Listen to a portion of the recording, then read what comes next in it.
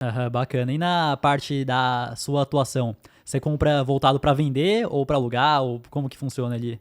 Atualmente 100% para vender, mas eu já estou aí pensando em montar uma carteira de imóveis para deixar alugado, principalmente pensando nesse rendimento superior, né, ao mercado imobiliário Uhum. tradicional, mas hoje em dia eu ainda compro para vender, 100%. Uhum. E quanto tempo você está atuando nesse mercado e quantos leilões você já participou e quantos imóveis você já arrematou? Meu contato com os leilões de imóveis começou em 2011, logo no começo da minha faculdade lá no Rio de Janeiro. Né? Começou literalmente na prática, porque apesar de ter feito faculdade de Direito, a gente sabe que leilão existe, mas não estuda nada na faculdade. Então eu dei sorte na vida de entrar num estágio que um advogado ele prestava assessoria para arrematantes e vi na prática, né? Eu já tinha muito contato com o mercado imobiliário, porque minha mãe era corretora de imóveis no Rio de Janeiro. Então a primeira arrematação que eu vi comparando com os imóveis que a minha mãe vendia, falei, nossa, isso aqui é surreal, né? Tem que explorar esse mercado.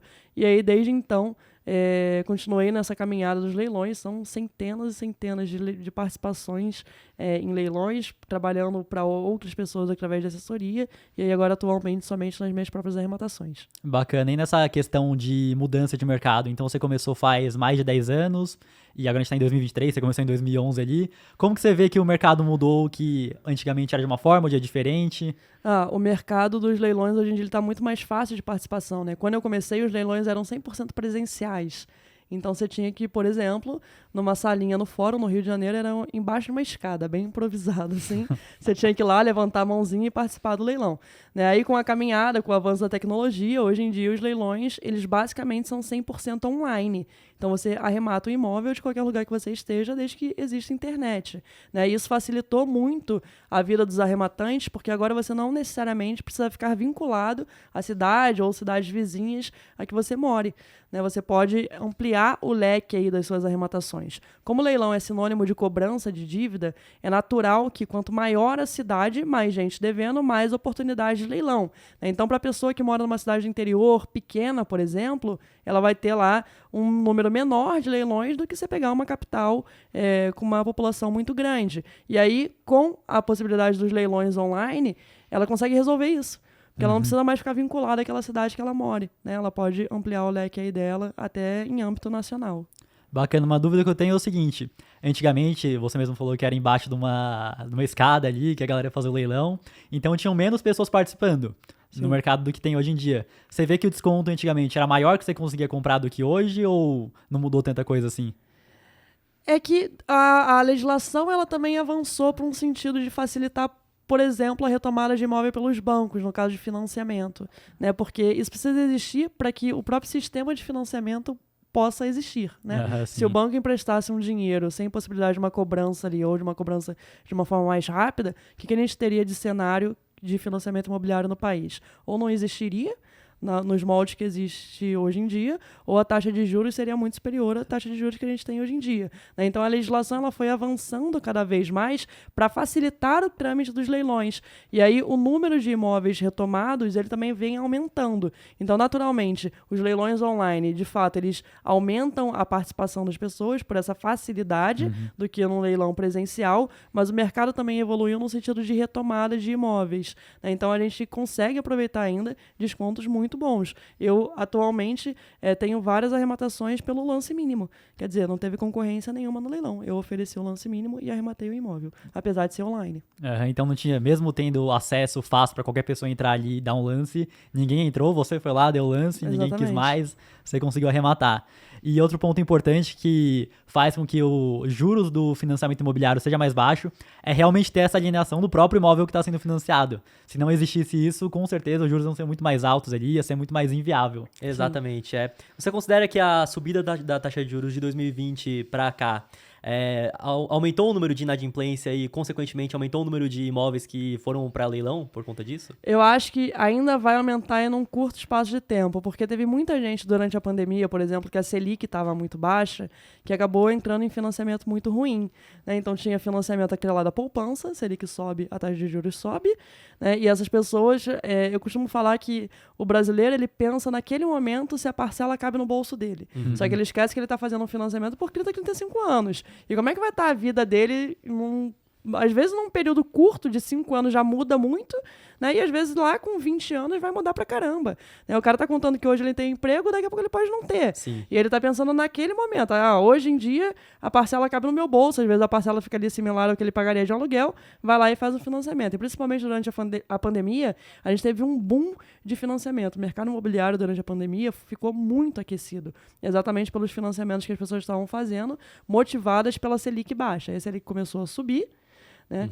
E eu acho que essa bomba aí de um número muito grande de inadimplência com financiamento ainda vai estourar, porque a pessoa mesmo subindo, ela consegue dar uma segurada ali por 2, 3 anos, mas por 10, 15, 20 anos aí já vai ficando mais complicado. E quem entrou principalmente no ano passado ali com a Selic muito alta já, tem gente que tá pagando perto de 10%, ou às vezes até mais que 10% ao ano ali no financiamento, então se o cara não conseguir pagar depois, o imóvel dele vai estar ali sendo leiloado também, né? Exatamente. E o que eu acho bastante interessante é isso, né? Com conhecimento certo sobre leilões, você consegue pegar o mesmo imóvel ali que o cara não conseguiu pagar por um valor muito abaixo, né?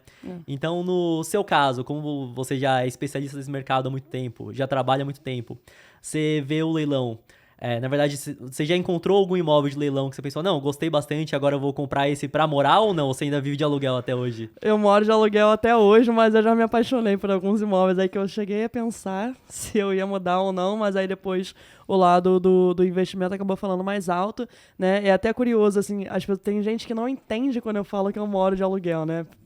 Me coloca como se fosse uma hipócrita, mas compra e vende imóveis e mora de aluguel, por quê? Né? E tem uma explicação para isso.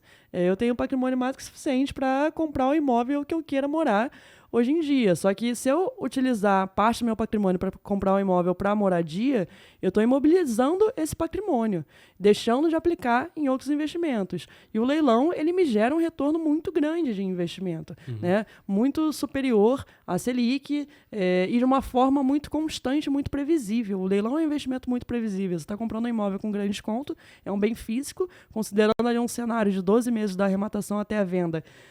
Praticamente não vai sofrer com volatilidade e tem essa segurança, então, né, que você consegue analisar todos os pontos previamente, leilão não é para ter surpresa, e você consegue ter até a previsibilidade do que você pode esperar lá de retorno daquele investimento. Então, eu não tenho nenhum outro investimento que me consiga, de uma forma segura, aliar o retorno financeiro que eu tenho com os leilões. Então, assim, pensando na minha vida atual, né? Tenho 32 anos, pode ser que num cenário aí curto de tempo, a minha vida mude bastante. Então, hoje em dia, eu não tenho a vontade de ter ainda um imóvel para moradia, né? Tenho vários imóveis, mas nenhum moradia, sempre procurava para revender. E provavelmente daqui a uns anos essa ideia vai mudar e aí eu vou lá e vou imobilizar o patrimônio. Mas por enquanto eu deixo todo livre para conseguir o retorno dos leilões. Eu acho que o principal é que acaba sendo o contrário no seu caso. Então o cara que é educador financeiro, faz conteúdo sobre investimentos, quando compra imóvel a galera vai lá e fala, não, mas se eu quero melhorar alugar e agora você está comprando, aí no seu caso, como você trabalha com leilão, é o contrário. Não, como assim? Ela vai lá e ensina a arrematar imóvel, mas agora ela mora de aluguel, ela não tem o próprio imóvel? Exato, mas é algo que acaba fazendo bastante sentido mesmo, tanto no meu caso e do Matheus, nós temos 24 anos agora. E a gente, os dois moramos de aluguel, né? Cada um mora em um apartamento. E pra gente faz muito sentido mesmo, porque a gente tem o capital pra conseguir comprar o imóvel à vista mesmo. Mas a nossa vida pode mudar completamente, a gente queira mudar de estado, a gente queira fazer outra coisa. Então não faz sentido mesmo imobilizar esse capital por conta disso. Tanto também que nossa ascensão na internet foi muito grande. Então de 2018, que a gente deu certo no primeiro canal de games pra cá, a gente passou a ganhar muito mais dinheiro. Então, às vezes você vai lá, compra um imóvel e como você tá numa ascensão financeira muito grande, você rapidamente acha que o imóvel tá pequeno, que é um imóvel maior e o capital tá imobilizado, vai ter que vender, enfim, né? Então, a gente considera o aluguel também bem mais vantajoso por conta disso. E o principal é que, por exemplo, o apartamento. Quanto mais caro o condomínio e mais caro o IPTU, mais barato acaba sendo o aluguel, porque a pessoa que aluga, ela não pensa, eu vou pagar isso aqui de aluguel. Pensa, vou pagar isso aqui do combo inteiro. Sim. O aluguel, o condomínio e o IPTU. Então, no meu caso ali, eu pago 0,3% ao mês ali de aluguel comparado com o preço do imóvel. E se... Eita, o relógio falando aí. E se eu fosse comprar, eu ia ter que dar o preço inteiro ali. Ou se fosse até financiar, a parcela ia ser muito mais cara que o aluguel e ia ter que dar entrada ali de 20%.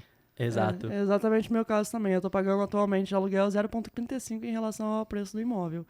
Se eu pego isso ao ano, considerando os 12 meses que eu falo lá da arrematação até a venda, fica muito menor do que eu deixando esse dinheiro livre para aplicar nos leilões. Então, até hoje, o que vale para mim é o ponto de vista financeiro mesmo. Obviamente que quando a gente fala em comprar um imóvel para moradia, né, tem gente que leva para um lado que não é só o financeiro, né? Tem gente que tem o sonho da casa própria, tem gente que tem outras necessidades, acha que a casa própria é segurança e tudo mais. Mas no meu ponto, o que vale hoje em dia ainda é o lado financeiro. Uhum. E o dia que você for pegar o imóvel, eu quero comprar um para eu realmente morar, vai ser de leilão também, né? Com certeza. Se eu posso adquirir com um desconto e depois deixar o imóvel com a minha cara gastando lá com reforma, eu vou priorizar o leilão, com certeza. Dá pra ver um conteúdo bacana no YouTube ali. Comprei um imóvel de leilão ali, faz o vídeo inteiro ali baseado nisso.